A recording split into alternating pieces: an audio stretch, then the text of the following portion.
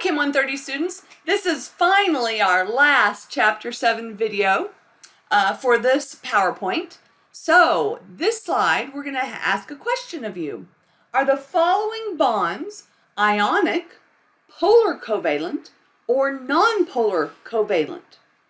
So let's review. Ionic is a metal and a nonmetal. Polar is covalent, so two nonmetals that are different. And nonpolar bonds are also covalent, so two nonmetals, but they're the same, or CH. All right, so let's go through the list. NaCl. There's a metal, ionic. Good job. HCl. Two different nonmetals. Yeah, polar. H2 itself. Nonpolar. When you're bonded to yourself and you're a nonmetal, it's nonpolar. Yeah, Cl to C.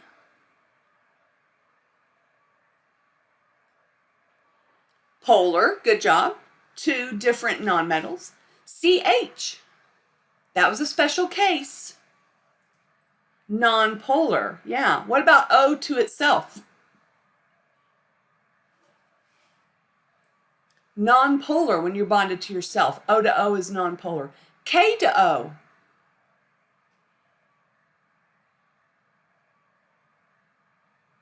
You have a metal, so ionic, good job. P to F.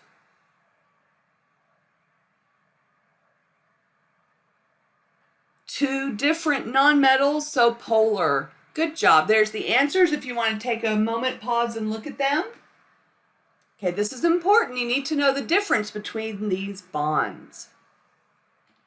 All right, last topic of the chapter is molecular polarity for covalent molecules. So we're going to look at the polarity of all the bonds in the molecule added together. There's three different scenarios. 1, all nonpolar bonds must make a nonpolar molecule overall. 2, if you have polar bonds that do not cancel out, it stays a polar molecule.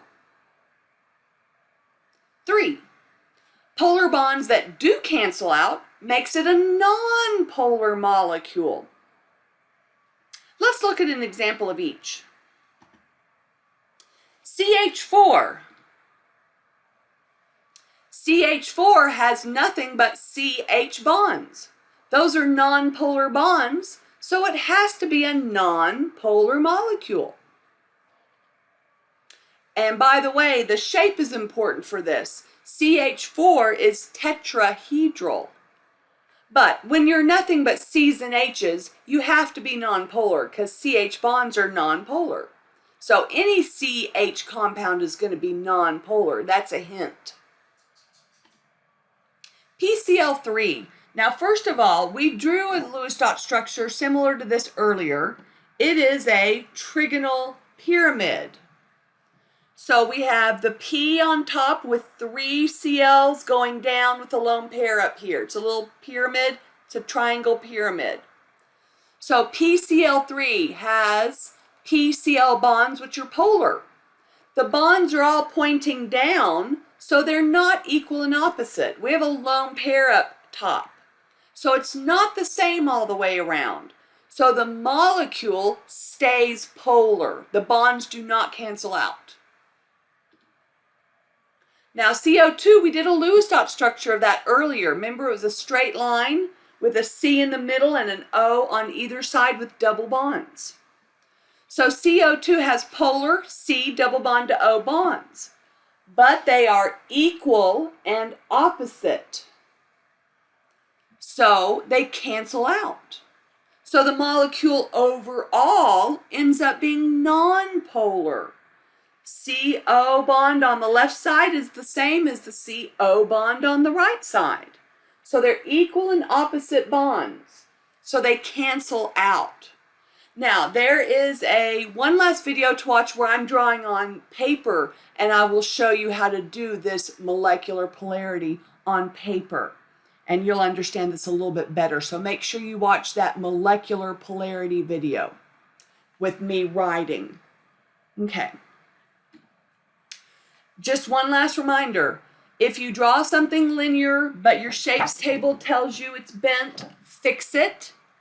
If you draw something bent, but the shapes table tells you it's linear, fix it. You need to draw your linear and your bent molecules correctly to do the polarity correctly. All right, summary for covalent molecules.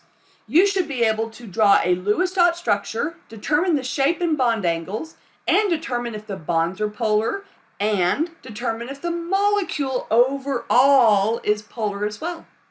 We're going to do this for water and ammonia. Ammonia is NH3, by the way, NH3.